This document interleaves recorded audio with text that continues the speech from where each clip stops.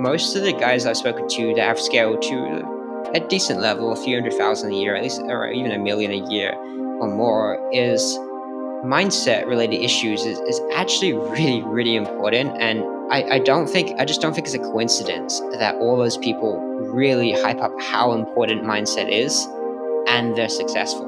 Now, I'm not saying if you focus on mindset, you will be successful by any means, but I am saying that pretty much every person I've spoken to that does well, their mindset and how they're thinking and everything like that is important, and they deliberately put a lot of effort into improving themselves with that regard. You're listening to Ecomonics, a Debutify podcast, your resource for one-of-a-kind insights into the world of e-commerce and business in the modern age. This is Joseph. I'll be presenting a wealth of industry knowledge from interviews with successful business people and our own state-of-the-art research. Your time is valuable, so let's go.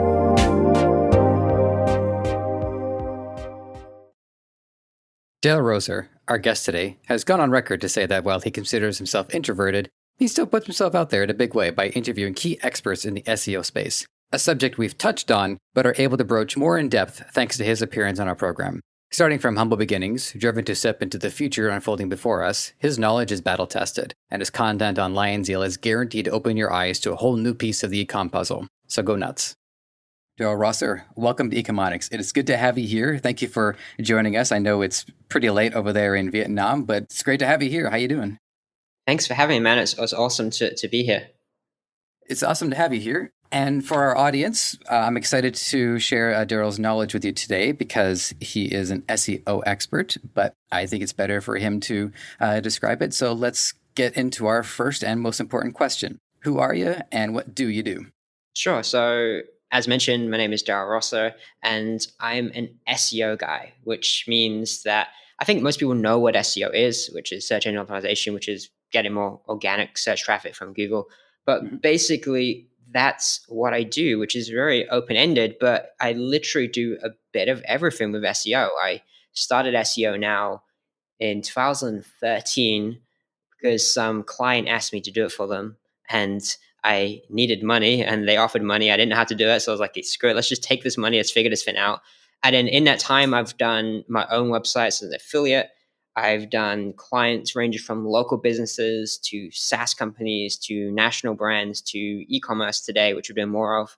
I've launched my own sites. I've just started my first ecom store. So I'm pretty new to running my own ecom store, not just doing SEO for clients. And I've just done a little bit of everything when it comes to SEO consulting. I've taught over 1,000 agencies and SEOs how to do it themselves. So SEO is like the easiest way of saying that. I do a bit of everything. That's fantastic. So is your ecom store live right now? It is, but it's not really.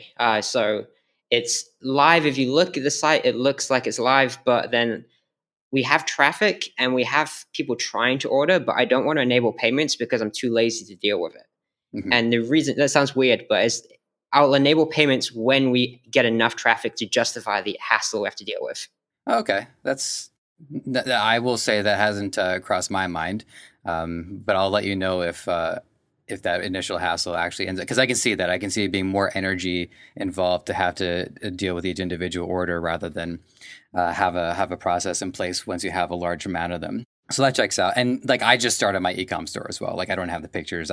All my descriptions are still lorem ipsum. So there's still a long journey ahead. So yeah, so search engine optimization. There's one thing that actually stuck out in your introduction to yourself is that it's increasing search traffic from Google. And I think we all default to Google because Google is an institution, but it's not just exclusively Google, is it? I mean, does it also have impact on Bing or other search engines? Yeah, of course. I mean, even YouTube would technically classify under doing SEO if you're trying to get more traffic from YouTube and ranking videos within YouTube. But the market share in the US is drastically in Google's favor. And then in the UK and stuff, I think it's less so, but still mostly where you're going to focus. So for like what we do, we focus exclusively on getting more traffic from Google. And then as a result of that, hopefully that works within other search engines, but it's not our priority because it's just a minority market share. Here's my knowledge of SEO falls off pretty quick. I see it implemented in an obvious place, like in a blog post where there's a section to insert tags. And even as I'm saying that out loud, I'm questioning it if even that counts. But so let's look at it from the perspective of store owners, the ranks of which both of us have recently joined. So yay, commonality. So where is SEO relevant on a, if you can go so specific as to help our audience out because they're on Shopify for the most part, where's SEO relevant on a Shopify store? Well, okay, so let's talk about how SEO is going to make you money first, and then we can kind of go more into how you'd want to do it. That does sound like a fantastic way to start this. Yeah. So SEO is going to make you money because someone's going to search for something and then they're going to land on your category, or as Shopify calls it, collection page, or your product page with intent to purchase. So, for example, Mm-hmm. if someone searches for, I got to think of an example now. Okay, I've got a keyboard in front of me. Someone searches for, what is this? A Keychron K6, I think I have, is the keyboard I have. So if someone searches for Keychron K6, there's a good chance they may be looking to buy that, especially if you search for buy Keychron K6. That'll be a product page. Whereas where you usually get most traffic is on your category page, where if someone searches for mechanical keyboards, there's a good chance they may be looking to buy one, especially again if you search for buy mechanical keyboards. So you you make money by, with your category pages is usually the main thing. You identify all the different keywords, as people say, that the phrases people are searching that relates to the product categories that you're selling. So again, if you're selling mechanical keyboards, you'd have one for mechanical keyboards. Now, this can expand significantly further. And just to give a real quick example off the top of my head, if you're selling leather sofas, then you could rank on the category page for leather sofas, but you could also create an additional one for white leather sofas Mm-hmm. and brown leather sofas, because people are searching for those things also. It may or may not be a separate page. It's hard to say without researching it. But essentially, you're getting in front of people searching to buy your specific products or services. That's how you make money from it. How you actually achieve that is a whole different story. Do you want me to start going into that, or how do you want to play this? Of course. Yeah, absolutely. I can't imagine. Yeah, that's definitely, definitely. Okay, so, well, firstly, there's a lot to it, but the easiest starting point Mm-hmm. is, okay, first you need to identify what keywords people are searching. Again, that's the phrases. So if someone's searching for buy leather sofa, then obviously that's the keyword. Now, in the case of the one I just showed you, explained, you're not going to be able to compete with that. Like, very easily, I can just tell you without even looking. If you're listening to this show, you're not like a massive national brand, which maybe some people are, but I'm assuming most people aren't. Then you're not going to be able to compete for Mm-hmm. a keyword like that. So your goal is going to be what you call a long tail, which is, like 4 words or more, which is like potentially brown leather sofa, but it could be like buy leather sofa, I don't know, corner leather sofa or something like that. Something a little bit less competitive, a little bit longer tail, as you'd say. Now, the way to research keywords is really simple. The easiest way of doing it is to find a store that's doing well in your niche.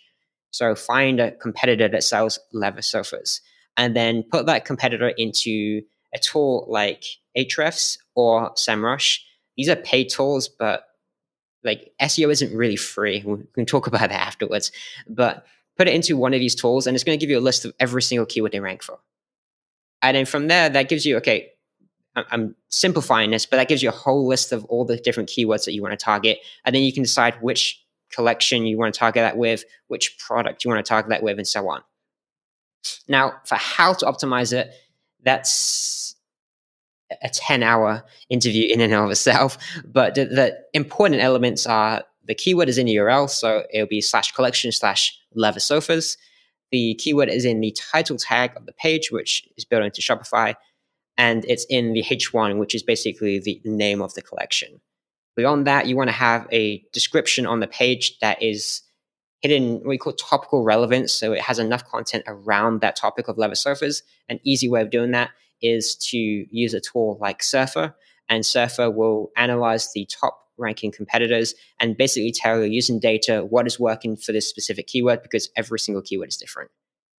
So I'll turn it back to you and let you ask me questions, because I'm going quite a lot of detail there, and I hope that makes sense. Well, I've been a media guy for the last 10 years. I've made a career out of listening to people. So, as you're describing this to me, I'm jotting down notes, largely for my own reference later down the line. But also, there's some stuff here that I wanted to clarify. So, one of them is when you're saying that we don't have the means to compete with larger companies, because they have the control over the most, I guess, the most core, the most fundamental keywords. So here's what I'm picturing is happening. And this comes from my own experience of like the $26 that I had spent on Google AdWords when I was like 22 years old. I'm 31 now. So if say I, and by the way, if somebody had asked me to pick an example in front of me, I would have said towel. Don't ask why, but there's a towel in front of me. So let's say that I'm competing with one of the big companies and they say blue towel, and then I write in blue towel. And I don't stand much of a chance of getting any traffic. But here's what I thought was happening is that they're paying for 1,000 impressions, whereas I only have enough resources for maybe one impression. So they're going to get their 1,000 sales, but then I'm going to get my one sale. So what part of that am I missing out here? Because I guess part of it is also that we're not necessarily talking about money being spent yet. We're just trying to put words correctly on our website. So how is it that there is there's so little traffic to our website versus such major traffic to these other guys?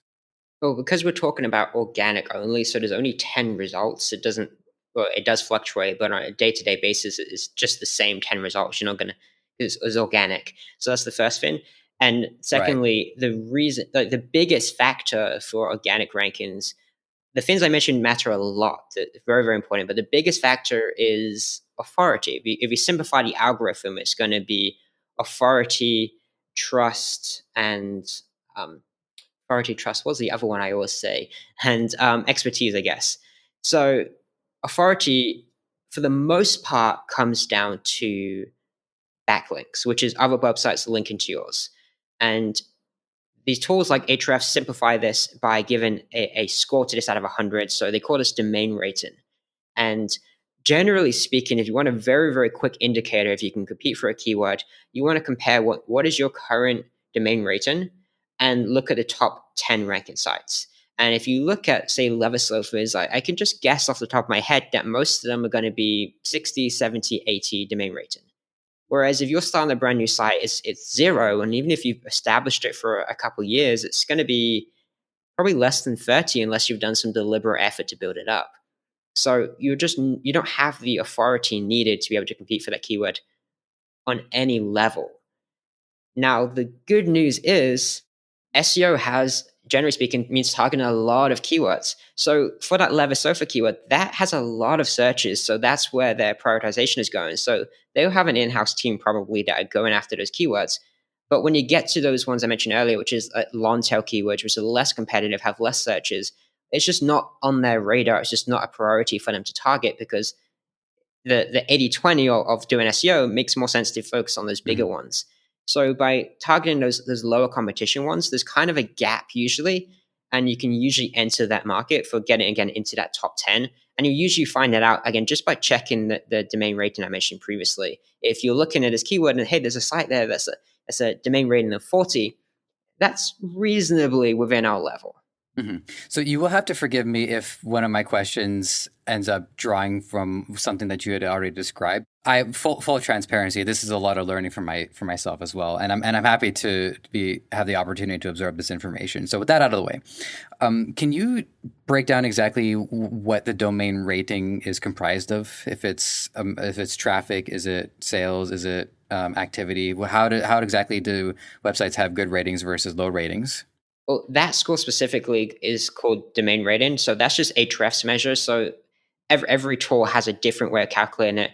From my understanding, Ahrefs calculate the domain rating score essentially just based on the backlinks they have. Because that's the biggest measure of authority in Google's eyes anyway, from what everyone seems to understand and what seems to work.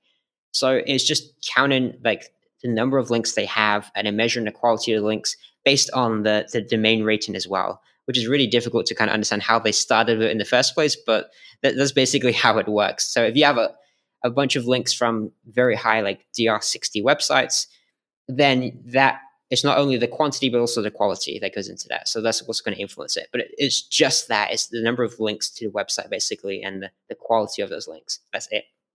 And so then it can also rate the activity of the website. So if it sees that it's linking to another furniture website and there's a lot of activity there, that should, if I understand this correctly, that should improve the quality score versus if it links to a website that's not having a lot of traffic.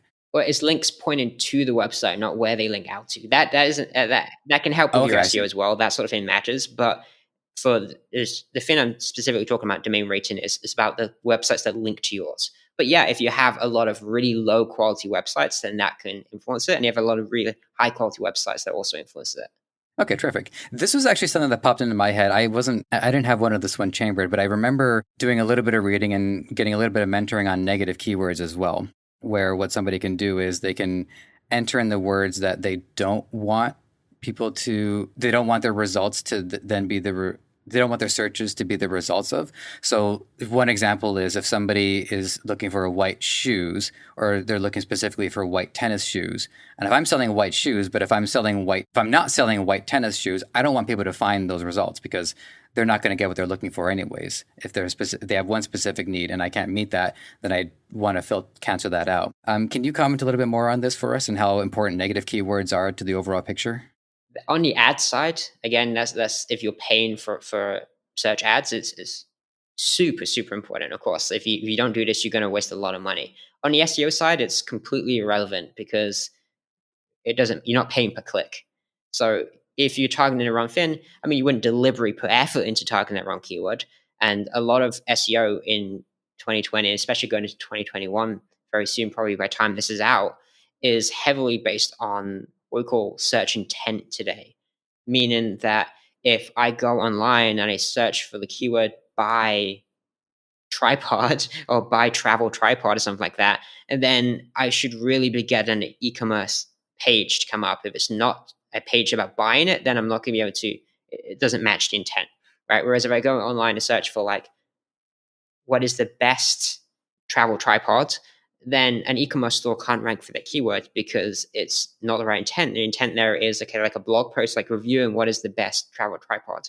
So intent, it becomes very important with SEO because you need to match that intent if you want to be able to rank. A lot of people try and rank for the wrong keyword with e-commerce because they don't check the intent. They just think, okay, this one has a lot of searches and the competition is lower. But the reason the competition is lower because it's like blog post informational intent, not buyer intent. Okay. All right. So this is another this question somewhat improvised based on what I'm hearing. So let's say, for instance, I wanted to set up an operation, and what I wanted to do is get a sense of what the intents are. So do you have a set of tools that you can use to see what are the major trends in search intents? Then that way I can form a store based off what people are looking for. Search intent is really easy to establish. You would just simply search a keyword that you're interested in targeting and just check what ranks. So, for example, if you have like an iPhone, so every single example, I'm just looking in front of me what I have. I have a tripod here, I have a phone here, I have a keyboard here. So I have an iPhone X, it's old. So someone searches like iPhone X, iPhone 10 repair. Now, are they searching to find a guide on how to repair that, or are they searching for a company to repair that for them? Well, it depends. The easiest way of establishing this, you can't really guess. The best way of doing it is just to search the term and just check what exactly Google likes already for this keyword. And again, every keyword is different. So if it comes up in every single site ranking or the majority of them are guides, then you want to create a guide for this. If the majority of them are people selling the repair, then you want to sell the repair again, presuming that's what your business does. So that's how you establish the intent. And what you're kind of mentioning is how to find keywords. And again, the best way of doing that is just to check the competitors usually. You can obviously do things like using Google Trends and try and find opportunities. It's okay and it works, but really the easiest way of doing it is just to look at what your competition are doing. It's way easier and it simplifies the whole process for everyone to listen to. I'm going to shift into, believe it or not, this was all the result of the first two questions. I still have another 18 to go. My philosophy is to always run out of time, never run out of questions. So one of your blog posts is about key mistakes you made in over 1,200 stores that you had analyzed. And I know we probably touched on a couple of these, but this would be a good chance to reiterate. So the top mistakes are not using modifiers and title tags, meta description not optimized for CTR. Okay, thank you for telling me because I can't remember what the biggest mistakes were anymore. That's why I wrote these down, because I'm the one that's like, I just read it, in the matter of 42 hours, whereas you're off doing all sorts of things, being highly successful and with a lot of inertia. So yeah, I've encountered situations before where people are like, well, I don't think I wrote that article. Are you on my website? Yeah, it's come up. So top four mistakes are, not using modifiers and title tags, meta description not optimized for CTR, loading time slower than 3 seconds, and then there's not using product schema. So I'd like to hear any insights on these, if there's any ones that are, if there's any Yeah, yeah. refresher, if there's anything coming back into Okay. your mind. And then if you have any other mistakes that stick out too, especially for the people in our e-commerce space. So feel free to share those as well. Let me go through these ones I just highlighted, and let me, because most people listening are Shopify users, right? So let me Primarily, go yeah. through a few common Shopify issues that we notice often. Pretty much every single store has the same issues unless they've deliberately fixed it. Mhm. Okay, so the first one was modifiers, right? Not using modifiers in the title tag. So a keyword modifier is something that expands the keyword that you're targeting. So I used one earlier in an example I gave you. A keyword may be leather sofas. However, what you'll probably find is if, say, leather sofas has, just making this up, 7,000 searches a month, you often find is buy leather sofa, just having the word buy in front of it, has maybe 500 to 1,000 searches also. And by simply adding buy in front of it, you target an additional keyword that is higher buyer intent than just the leather sofas keyword. So it's usually less competitive because it's an additional word and it's easier to target. Now, another great example, because I'm in the UK, or I'm from the UK, sorry, so I'm constantly doing SEO in the UK. So I would add the word UK at the end. So it'll be buy leather sofas UK. Again, people often search for UK specifically. I don't know if they search it for US. I have no idea. I didn't recheck. But in the UK, people usually add in UK at the end.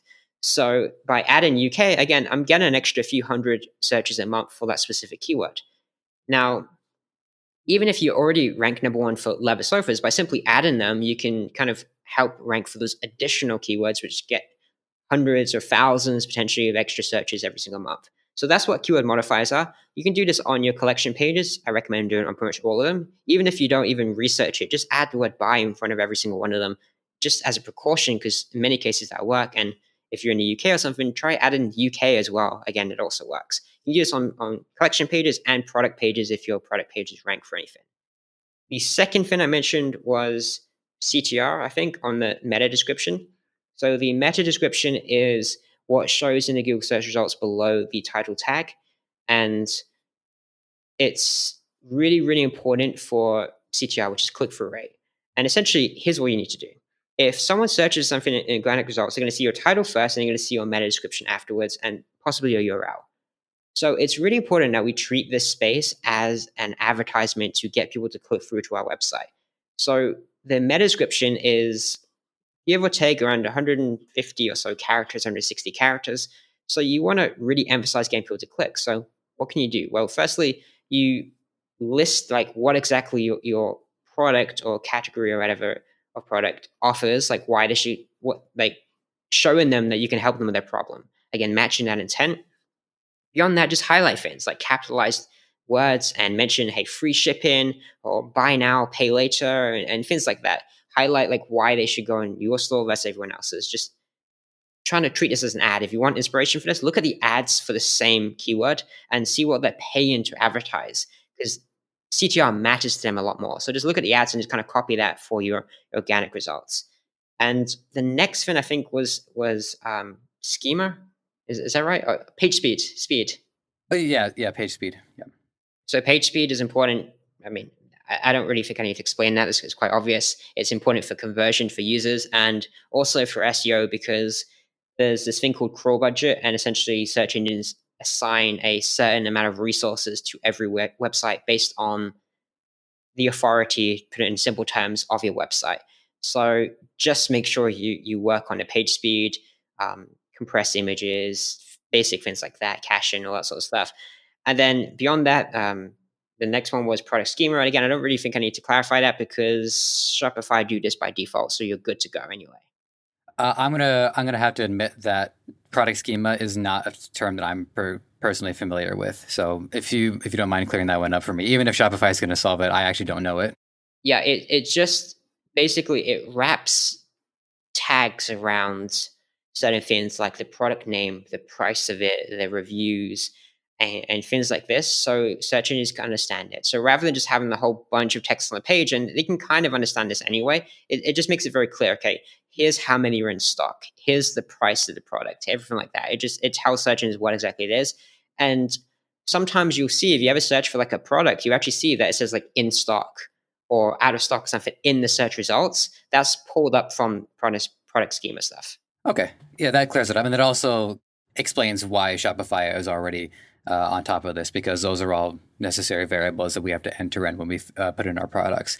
There was Yeah, there was an exactly. Yeah. observation that I actually thought you might find interesting, because you were saying that people are more likely to type shop furniture UK or shop leather sofa UK versus leather sofa US. And it reminded me of some research that I had done on a solo episode. This is a few months back, so for all I think the data was collected before COVID, so obviously lots of things can change between now and then. But what I observed was in the UK, large appliances was one of their top 5 orders versus it wasn't that in the US. And I think a lot of that actually has to do with automobile culture. I think automobile culture is a lot more celebrated in the US, and also because they're a bigger country physically, so they have a lot more rural areas and there's a lot more people willing to drive out, pick something up, take it home. Whereas I think in the UK, there's a lot more condensation. I mean, just if you just look at the landmass. So that to me checks out why they'd be more likely to order that in the UK versus the demographics in the US. Yeah, I have no idea. I mean, people are searching for this stuff significantly more in the US, but obviously US is significantly Mm-hmm. bigger and significantly higher population. But I was just mentioning that people search specifically for, they put the word UK at the end of it if they're searching in the UK. I don't know. I don't know if people do that in the US. Like if you're searching to buy a whatever, anything, buy a TV, would you put buy Samsung TV US in that key phrase? Like in the UK, people do that. I don't know if people do that in the US. I have no idea. Yeah, that's a good point, and I'll just say one thing in response to it, which is that .com is the most ubiquitous domain, and I think .com is more natural towards the U.S. market because Yeah, everyone yeah. tries to get their market into the U.S. versus the U.S. trying to expand their market outwards. So that clears that up, at least from my side. Did you want me to get into the Shopify specific ones? Because I'd love to I hear think it. there's Yeah, some if you, interesting things yeah. about that. Okay, so what are the big ones with Shopify? Obviously, again, I already mentioned the basics like optimize your collections, make sure you have a title tag on there, make sure you have a meta description, make sure you have some content on there. I kind of already addressed that. That is very important and very obvious, but it's still often overlooked that people don't do that. So that's the same universally whether you use Shopify or anything else. The issues that Shopify have by default, um, firstly, is lack of functionality. So you can't modify your robots.txt file, which means you can't block Google search or any search engine from crawling certain pages yourself.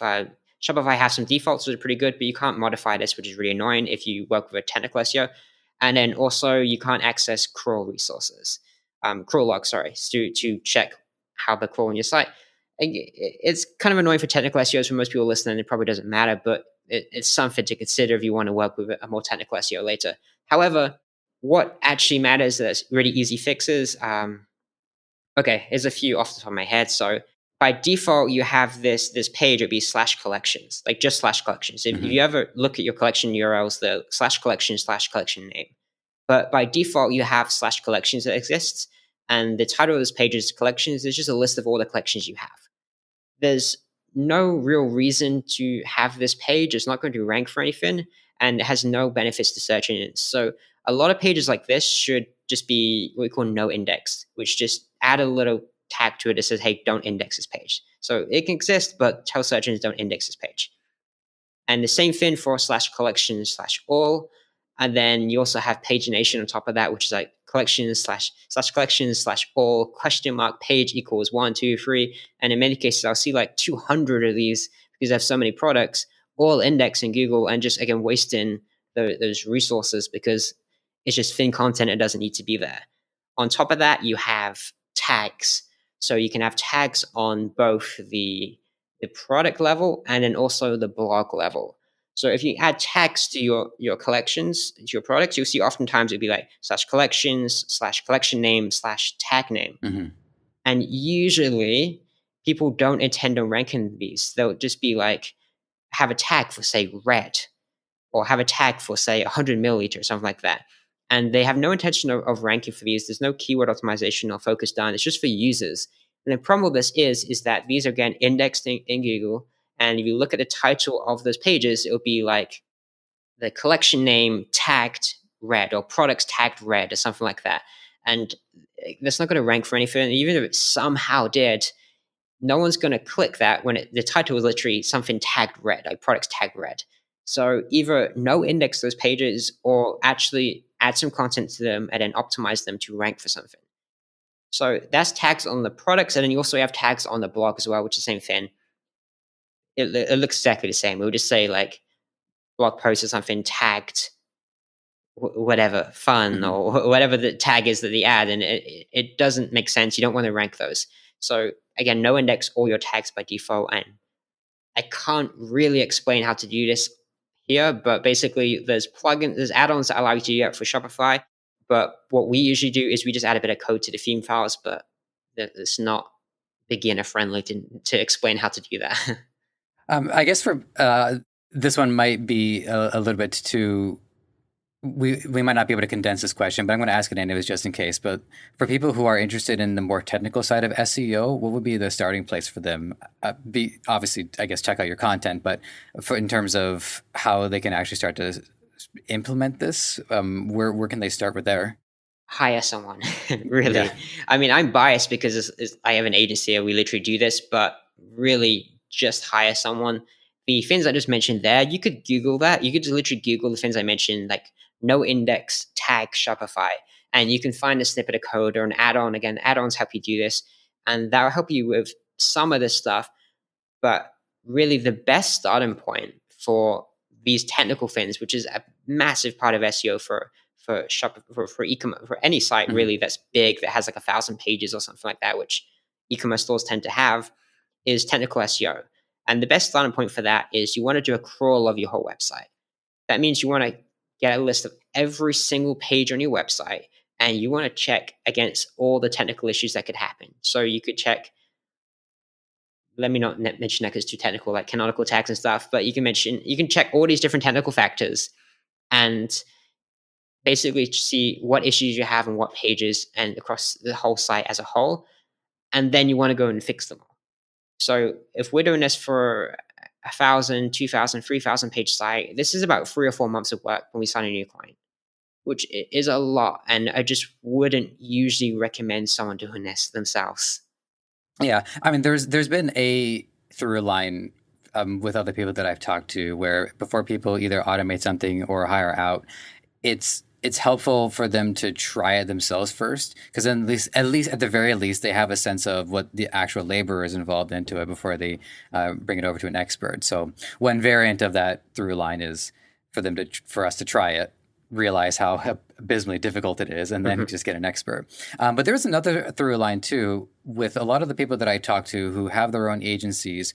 This is a great thing, and I really want to hear you expand on this, where by consolidating resources and having multiple clients, you acquire knowledge that's much more effective for a business to then have implemented versus a business hiring somebody to work in-house, because they're collecting data, but they're only collecting data for their own website. They're not getting anything in aggregate. And if they are, well, that's going to add to the clock. So can you expand on this for us and the advantages of having the agency do it? I know one of them is the ability to do it, which is a good start, but what else is there?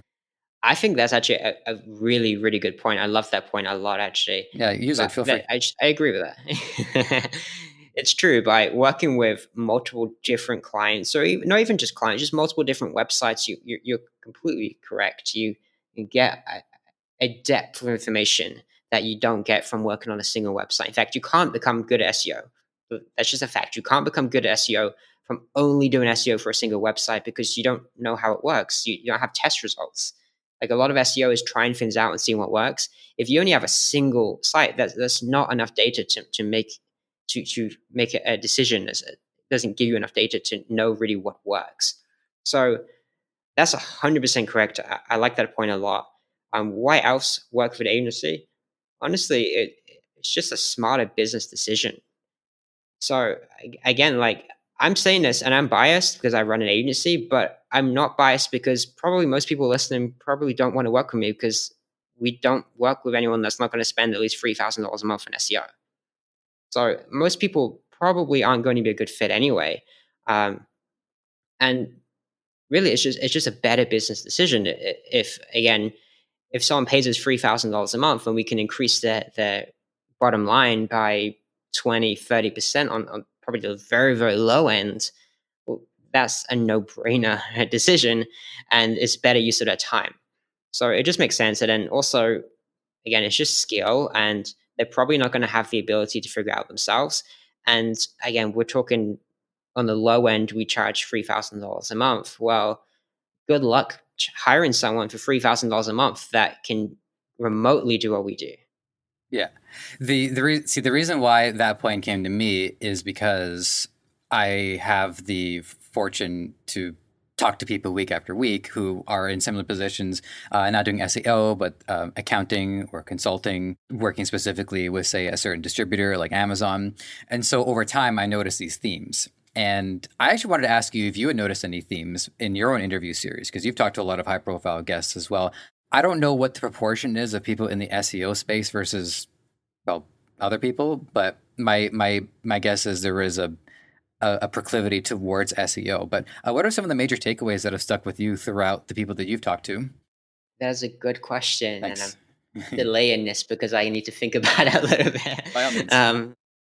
One thing that people don't want to hear that always stands out to me is how focused most of the guys I've spoken to that have scaled to a decent level, a few 100,000 a year, at least, or even a million a year or more, is mindset related issues is actually really, really important. And most people have done some work, whether like, it doesn't have to be buying a course or something like that. It could just be actually being conscious of their own mindset. But I just don't think it's a coincidence that all those people really hype up how important mindset is and they're successful. Now, I'm not saying if you focus on mindset, you will be successful by any means, but I am saying that pretty much every person I've spoken to that does well does think that their mindset and how they're thinking and everything like that is important, and they deliberately put a lot of effort into improving themselves with that regard. Some of the guests that we've had on the show, depending on how much they've talked about mindset in their own content, sometimes we end up having an entire episode just dedicated to mindset. I love it. Yeah. It's one of those points where it's critical to success, but it's, in the event that somebody just so happens to stumble upon this podcast and they're not really into the space, it's good enough, it's important enough of a subject that even they can get something out of it. Because one way to look at it is that mindset might not be your catalyst to success, but it might be what keeps you from then having your success crumble all over you and all the walls caving in. Because if people don't have what they need in order to handle the new responsibility and the new pressure, that's where things are really going to start going wrong. Well, it's even beyond that. I mean, mindset is so open ended, so it doesn't really mean anything by saying that. But for True. example, one of the big problems people have is procrastinating and not doing the actual work that needs to be done. Now, we could talk about this, and it's just like armchair psychology about why that is the case, or whether it's like fears or whatever else. I don't know. It's not my place to say. But I'm guilty of this, and I know other people are, where we'll think about something and we'll talk about something and we'll do anything we can but the actual thing we need to do. And that is a massive limiter of success. But it's just obvious. If we don't do something, obviously we can't get any results. And I'll see people in my space where they're talking about starting an SEO agency and they've been talking about it for 6 months, 12 months, a year. And they're thinking about what is the perfect name? What is the best logo? What should my website look like? Who's the best types of clients to go after and everything like that? And they're just putting it off rather than actually doing the work. Whereas on YouTube, like 3 months ago, I started a case study where I said, hey, I'm going to build a brand new agency from scratch and show people how to do it. Doing e-commerce SEO, specifically for Shopify, actually. And I took that from 0 to 6 figures in about a month and a half from cold outreach, not leveraging my own audience, just emailing random stores and just telling them I can do SEO for them.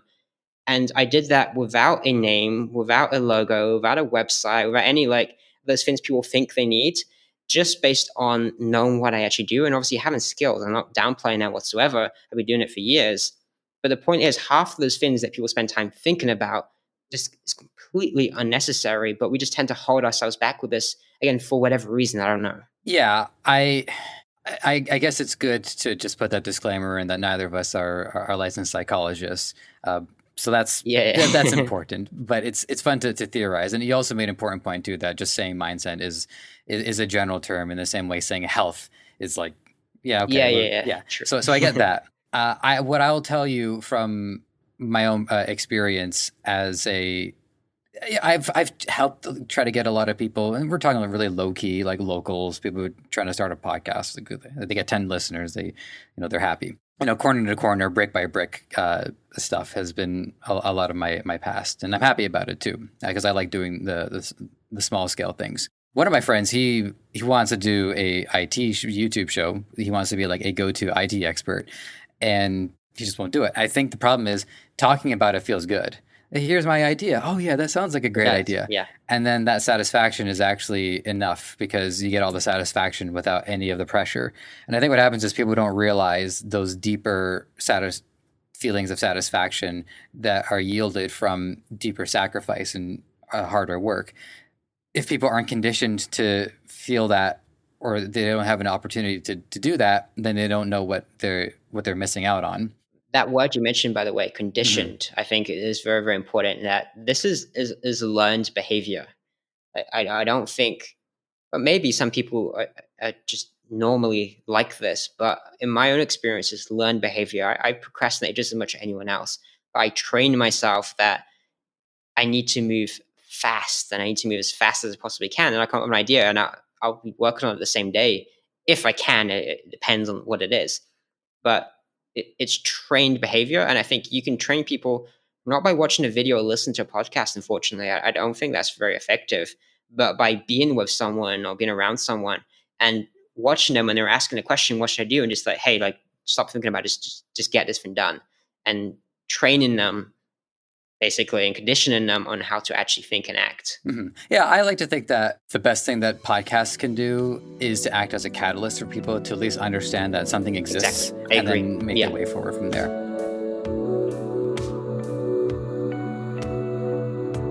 If it's all right with you, I wanted to get a little bit of your backstory in because your history is somewhat interesting to me. At a young age, there was a pretty clear disparity from what you were interested in versus your upbringing, because you are from a small town of Corby, which is firmly rooted in the Industrial Revolution. Because I remember in your video, you were saying these people's, their aspirations were to become the manager at the factory. And it even looks historical. Like it looks like you're living in history. I imagine that there's some people there who actually still think World War II is happening. So to say that there's a disparity between the future and the past is something very drastic for you to be living in. So what I'd like to hear about specifically is like how the digital realm exposed itself to you in this condition, under these conditions. School, actually. My family were never the wealthiest by any means, or not particularly. We were pretty working class and pretty poor when I was growing up. And my dad built his own businesses up from, I don't know, when I was pretty young. He started his own businesses and gradually became more and more successful, and by no means very, very successful, but kind of middle class level by the time I was like a teenager, or the older years of my teenage years anyway. And when I went to school, I was introduced to computers for the first time. I never had a computer myself. I mean, I'm not that old. I was 11 years old or something like that. And it was the first time that I started using computers. So, I was like typing as like one finger at a time, trying to do this thing. It was really, really bad. And I just thought they were absolutely fascinating. That's it. And I got into uh, RuneScape at the time, I think it was. Like a lot of people similar ages to me can relate to that. And I was playing. Yeah, I used to play RuneScape too. Good solid year of my life. I love that game. Like not even like, it was multiple years. It was a bad addiction, but it was good because it got me into this stuff. So yeah, I played RuneScape. I loved that game at the time. I spent money on that and everything like that. I got the RuneScape membership or whatever it was, and like asking my mom and dad to give me like I think it was like £3 a month to get RuneScape membership was quite funny. And around there, I got into like forums and communities. That was a big thing back then. And I wanted to build my own websites because I wanted to build like a clan website for my RuneScape clan. And I wanted to build a forum for like other people had because they had forums and stuff like that. So I got started building my own like forums and stuff like that. They were never particularly that great. I think I sold it at the end for about $1,000 when I was like 15 years old, something like that. It was terrible, but I was never particularly that good at it. But it was just kind of fun to build these sites and stuff like that. But I never had any idea how to make money from it. Where I learned to make money from it was again my school. Thankfully, I didn't really like school, but it gave me some catalyst, as you say. So I did an internship at a affiliate marketing company. Coincidental that I just happened to see them, and I did an internship at them for a couple weeks and I did affiliate marketing. It was pretty boring, but I was probably smarter than like half the staff, to be honest. They didn't really seem to know what they're doing. So I kind of stood out as obviously known stuff, even though I didn't even know what affiliate marketing was. And then I met the owner of the company, the CEO, small company, like 5, 6 staff or whatever. But I met the CEO, the owner. He was at the time, I don't know, 23, 24, 25 years old, something like that and making I don't know, he liked to tell you as a millionaire, more likely 6 figures a year. He was kind of a show off and everything like that. But I was hanging out with him. He invited me to Australia and paid for my trip for a couple of weeks there. And my thoughts afterwards, after meeting this guy, was pretty much that this guy isn't as smart as I expect for someone making as much money as he's making. I mean, what he's doing just doesn't seem that difficult or that impressive. I could absolutely do the same thing. And the difference you have to understand is I was thinking that you make money by being Amazon or whatever, being some massive company, or that's it. And I didn't really understand that there was guys out there making a few $100,000 a year just from running these little websites. I just didn't really consider it. I didn't really think about it. So just by seeing this, it kind of opened up this idea that, hey, I want to do affiliate marketing. I didn't know what affiliate marketing was before that, but I want to do affiliate marketing. Fast forward a little bit, I got into something called CPA lead. It was just spammy. And it was basically, you ever seen like, you go on Facebook, something like that, you're trying to open something up and it's like, hey, complete this survey to open this content. You ever seen that type of thing before? On Facebook? Or any website really? Like you're trying to open. Like I've seen those. I've definitely seen those. I just haven't seen them on Facebook. Facebook was big in around 2010 for this. It'd be linked from Facebook. But yeah, so I got into that stuff. I made a Farmville Cheats website. I was 16 years old. I got up to about $100 a day. And then we got into some more dodgy stuff, copyright stuff that I don't really want to talk about. And then that was making like I was doing like $1,000 days from that. And then we got into like, I made a viral site about getting free Microsoft points. And it was like, refer your friends and then do all this sort of nonsense. We did give codes, but it was misleading as to how much work you had to do. That went viral. It had millions of people on it. It did $20,000 profit in its best day, and like it was pretty insane. And at this time, I was still 17 years old. And basically, we can fast forward a little bit. What happened was we made a lot of money that year. This was 2010. We had a lot of money from Facebook stuff, and that we had $10,000 days, $20,000 days, and several of those. I had a massive argument with my business partner over something really stupid, which was just spending money, basically. And it was really, really stupid. Oh, my business partner was also the same guy that I interned for in the past. He ended up, when I was making like $100 a day, he approached me and basically said that he wants to like kind of mentor me and work together on a business. So sure, why not? Like he seemed doing well, why not? So we were making a load of money with hundreds of thousands of dollars that year in profit more than anything else. And 16, 17 years old, we had a massive argument and long story short is he stole the money, stole our websites, and stole absolutely everything from me. Being the guy that like mentored me and introduced me to affiliate marketing in the first place, which was insanity. And then I came back strong. I made like 30 grand in the first 3 months on my own. And for whatever reason, a mixture of it become more difficult to do what we're doing and kind of dying out, and a mixture of me getting bored of doing it, I decided to start something else, and it didn't work because it doesn't matter, it just didn't work. And then tried to something else, it didn't work, and tried something else, and it didn't work. And it went about 2 years, and nothing was really working whatsoever until so in this time, I was making like no money whatsoever, like a couple thousand, a few hundred, even a couple thousand a year from the odd like web design gig or whatever I can get locally. I was living with my parents, thankfully, so it kind of covered me anyway. And fast forward a couple years, and I mentioned before, someone asked me for SEO, and I didn't know what SEO was. But at this point, again, you can imagine I was barely making any money. I was struggling, and I knew marketing. I was a technical person to figure this out. I just didn't know how it works. So my instinct was like, hey, let's just tell this guy I can do it, try it out, and hopefully I can do it. And if not, what's the worst case scenario? Just refund his money.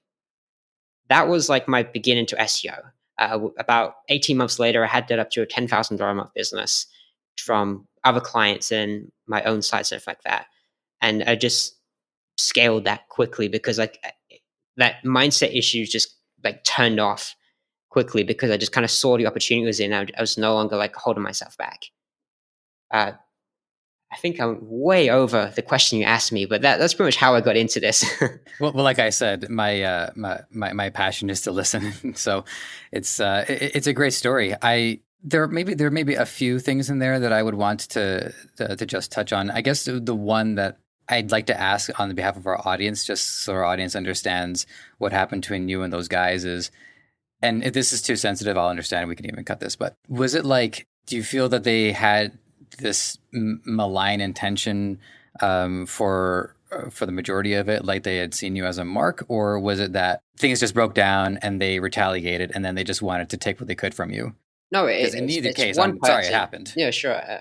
I'm not sorry. I'm glad it happened in hindsight, anyway, because it turned out well and got me on the path I'm on now. But sure. Right. So this guy was pretty young, also. I mean, again, at the time, I don't know how old he was, like mid-20s or something. I don't remember, to be honest. It doesn't matter. And he was a bit immature, and I don't think he had any intention from the start of screwing me over, but he had every intention of controlling me, controlling the business, and controlling everything. And even though the business was set up as a 50-50 thing between me and him, when we had the argument, it was kind of, in a way, like loss of control for him because I wasn't accepting everything he said. And Hmm. then also just the fact that young, immature, whatever, he figured it would be easier just to cut me off because, again, also me being very, very immature. I mean, I was 17 years old. We were arguing and stuff like that. So I was being childish and not doing any work because I wanted to resolve the argument first or whatever. So there's also me being very, very immature. But as a result of that, he decided just it was easier just to cut me off. And he just literally just took everything. And that was pretty much how it worked. And I called him out on it afterwards. He didn't respond and said that um, I don't really remember, but it was just immaturity. It was not intentional, at least from the start. It was intentional at the time, but not from the start. You know, the one thing that I have a different perspective on is wanting to resolve the argument first. To me, doesn't seem like an act of immaturity. It actually seems to be a very mature thing to do because if you were to just drop it and then it would seep into the decision making process and they would have more of a negative effect in the long term. To me, that actually seemed like the right thing to do, but I'm an outside observer. Yeah, it was more the fact that I was like refusing to work on the business and we needed to work on it, and I was just ignoring the work and saying I'm not doing it until we solve this, which it was definitely immature from the perspective of actually being there and doing it. Okay, fair enough. All right, so we're pretty close to our last few minutes here. Not that I physically have to stop at an hour, but it is late for you. So we're gonna switch these up. We're gonna do something fun. One of your YouTube videos, you talk about self-liquidating expenses. Now, real quick, is this did you coin this term or did you pick this up from someone? I made it up on the spot while I was talking on the video. You made it up on the spot.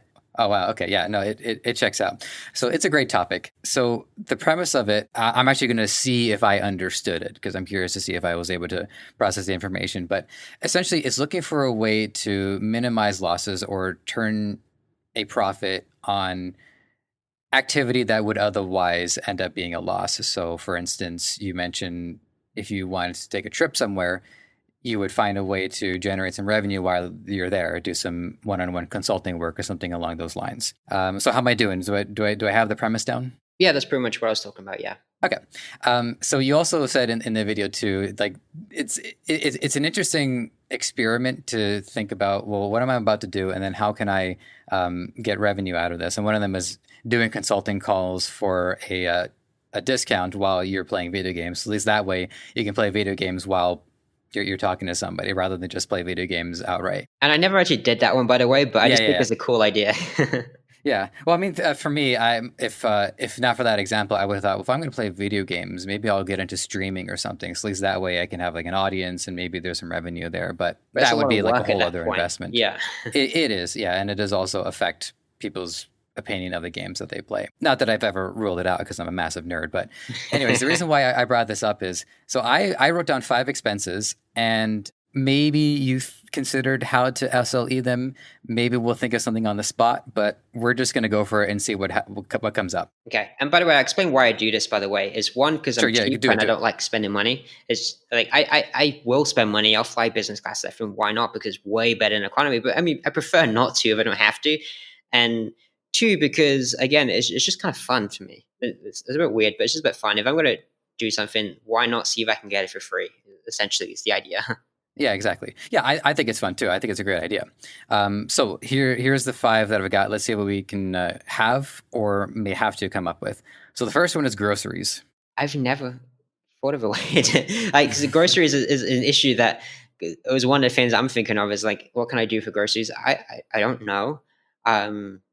I've seen people have like affiliate programs or referral programs before, and I think maybe you could do something like refer people to like an app or something to buy groceries. And I don't know. I mean, the app I use, I know they give me discounts based on referrals, but I never really tried it because I'm too lazy. It's not worth the effort to me. But I don't know. Do you have any ideas? I have ideas, but it's a question of like getting into streaming in order to minimize losses on time spent playing video games is also okay. Well, how much work am I putting into this? There's a threshold to cross. So if I were to blog about the groceries I buy and then use that as an affiliate program, so in that way I would link to other food bloggers. That's actually it. That's all I got. Yeah, I just thought of that, and same like I don't know if you did like recipes and stuff like that. You could do the same idea what you're saying, but again, what I'm saying is also about, as you were just saying yourself, about time and effort as well, and it just wouldn't be worth the time for it. I mean, you could always try and like barter with a grocery store, literally, and see if you can do digital marketing for them and stuff like that in exchange for a certain amount of free groceries every month. Like bartering is a good idea, but I don't know how well it's going to work with a grocery store, depending on what your service is, I guess. Yeah, so I think one thing to keep in mind too is that I think this has more to do with the relationship with the transaction in some ways, rather than for my own relationship as a in parallel, like in. No, that doesn't make sense, because then if you were to go travel with something, you're not necessarily working with the plane company. You're working with somebody there. So like I said, fun thought experiment. So, okay, I'm just going to move on to the second one, which is taking an Uber or taxi, if you prefer, I guess. I mean, this one's really easy if you have a business, because if you're on your phone while you're doing it, or you bring your laptop, I mean, the good thing about taking an Uber or something is you can work. So, I mean, if you're working in between that, depending on how much money you make, that should quite easily pay for itself anyway. And I think, again, they have or used to have referral programs. I don't know if they do, because I don't do that. But just the time of being able to like, why not use the time when you're in the back of the car to actually do some work? That's quite easy. You don't have to be that strategic about it. It depends how much money you make an hour. But yeah, that was actually a conversation that I had with another seller named Andy Mai. he made this point about how if people spend like an hour cooking lunch, they're actually losing money, because if they make more money in an hour working than the money they would save cooking food, then they're better off on a meal plan. So then that way they don't have to spend 2 to 3 Presuming hours a we day work for making their the meal. time also. Yeah, true. Yeah, exactly. Phone bills. Phone bills. Move to Vietnam and pay $5 a month. All right, next one. Literally is what I do. My phone bill for like I get 2 gig of data a day is $5 a month. Wait, sorry, Bubba, did you say 2 gig a day? Yeah, 2 gig a day for $5 Okay, that's a pretty month. good. That's like 60 gigabytes a month. My Yeah, math 60 a is, month. Yeah, that's right. yeah. My math So is rarely that accurate. so like I never even looked at this one because like it's just so cheap here. Granted, it doesn't include the phone. I bought my phone, but the data is cheap. Yeah, I mean, and phones pay for themselves, right? You can do so many things on a phone nowadays, to the point where you can do I like Samsung Dex and just plug it to a monitor. If you're not like upgrading like every year and just like I need the new feature, which is like a slightly different screen or something like that, like it doesn't make sense. Oh But yeah, well, I'm a fan of delayed satisfaction. Not that I can do it all of the times where it would be worth doing, but I had a BlackBerry Passport for about 6 years, and then 2 years ago I upgraded to a Samsung phone, first smartphone, and my goodness, just the feeling of like going from that BlackBerry Passport, great phone, I still have it, that versus the Samsung. So I'm hoping like another 6 or 8 years of just like holding out as long as I can makes the upgrades feel a lot better. let me give an example. By the way, it's a little bit different. Sure. So sorry to cut you off. I I had mean, I was rambling, so I'll let it go. I had a weird experience recently where I met some girl from Tinder and she stole my Nintendo Switch. Now, You know, I did see this video because I'm a Nintendo guy myself, and I feel sorry for you. like really, like it's not even just the Switch; it's all my save games, stuff like that, and all my games were in that case. So fun experience. But there's a reason for this. Okay, so what happened was some girl stole my Nintendo Switch, and I wanted to buy a Nintendo Switch, but like I don't even remember how much it cost, but like, maybe $500 something with all the games included. Maybe off Yeah, the yeah. top of my Once head. you get games in there, yeah, Yes, controllers. yeah, exactly. So I was like, how can I get this for free? And there was no real like I'm not going to be able to approach a game store and get them to do it for me, and I'm not going to like get a bunch of affiliate stuff because that's just launch a new site. It's too much work. So what can I do for this? Well, this has is absolutely nothing related to it whatsoever. But I just decided, hey, let me do a sale on my products, and I'll just do a some girl stole my Nintendo Switch sale and do a discount on my products and offer something that will bring in a boost in revenue for a day that will pay for the Switch. So that's kind of the example of just doing it in a completely different way, and it was just something fun that I could do. It's a good story to share, and it was a good way of like doing a promotion. You know, it didn't even occur to me that you had lost your save data. Was so like, did you have Breath of the Wild by any chance? Completed it, yeah. Oh man, I'm so sorry, dude. All right. I got two more, and then we'll get you to our wrap up question. And by the way, there's many other things that I had written down here, but like I said, it's always better to run out of time than questions. So, buying a new computer or laptop. I never really make any conscious effort with this because again, I just see that as a business expense already. So so if I'm True. buying a Yeah. laptop, Yeah. Those are kind of things that pay for themselves. yeah, exactly, quite easily. If I go, I'm pretty tempted to go buy one of the new M1 Max because apparently they're really quick, and I'm an Apple fanboy, and so why not go buy that? And I think that just kind of pays for itself having a faster laptop and refreshing that every couple of years or whatever. Saying that I'm on this laptop now for about 3 4 years, and it's actually really decent still. I can do everything on it, but I'm considering at this point to renew it. But yeah, for that sort of thing, I never really thought about it because again, it just pays for itself already. Yeah, credit where it's due. My girlfriend, she's had an iMac for the last 10 years, and it still runs quite well. And there was one point where she had to remote her PlayStation 4 to use the iMac as a screen because she didn't have a TV at the time. So it's managed to even be able to handle something like that, which, I mean, I know it's only streaming it. The PlayStation is still doing the processing, but the fact that it could still connect, that was really impressive. All right, one more, and then we get you on out of ye. Subscribing to a streaming service like Netflix or Hulu or HBO Max or anything along those lines. I don't know. For me personally, what would I do? Trying to think of examples of what I do for that stuff, but I mean, in my personal situation, here's what I would want to do if I'm going to pay for it. And it's not going to be directly. It's going to be one thing I used to do really often was I used to write emails every single day, and I would grab some random story from a TV show, from pop culture, whatever, and write about that, and then make that relevant to SEO I'm talking about. Now, I haven't done that in a while because I'm busy. I'm working on other stuff, but that's one thing I used to do often. So, for example, if you're a fan of, say, a TV show, then say Suits, and then you can mention, okay, how to close like Harvey or whatever his name is again.